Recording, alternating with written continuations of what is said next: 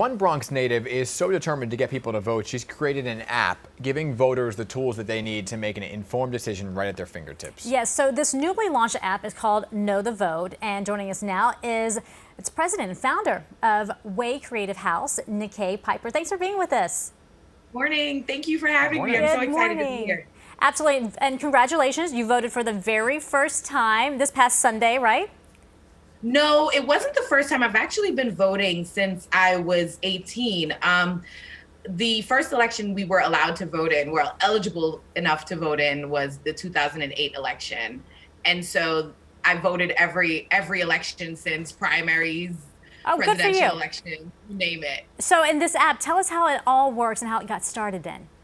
Okay, so Way Creative House is the agency that I run. I'm the founder, and we're a group of amazing creatives, technologists, data analysts, and so on. And so we recognize the need for civic education.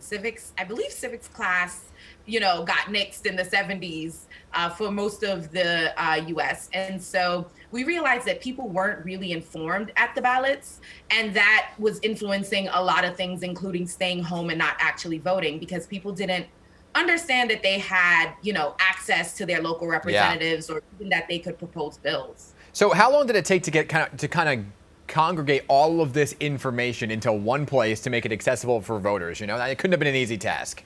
It was not an easy task. At first, when we started 2 years ago. We like to tell people that it took us 2 years so that they could understand politics in 2 minutes.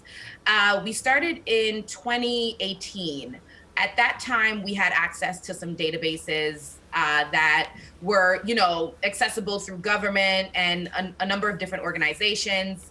That changed midway, so we ended up having to build a lot of the databases by hand. Yeah. And so it became a labor of love for myself and my team at Way Creative House. Okay. All right, so the first thing that pops up, though, is this 20-question quiz, right? Tell us about that and how it really helps with users. So we wanted to make sure that people understood their political lines and where they stood based on their own personal fundamentals, right? And so when you log into the app, you can go through a 20-question survey that kind of pinpoints where you stand politically. So for people that are neutral on most of the issues, of course, they're independent. If they're a little bit more conservative, they're going to be Republican. And if they're a little more liberal, then they're going to be Democrats, but designated as Democrats. But for now, what the quiz does is it allows you to understand your party alignment. So what information do you really want voters to see while navigating through the app? And when they're done, what are you hoping that they get out of the experience from using it? So that's a great question. When I used the app on Sunday when I went to vote, the most profound component was the fact that I finally knew who was on the ballot. So can you geolocate?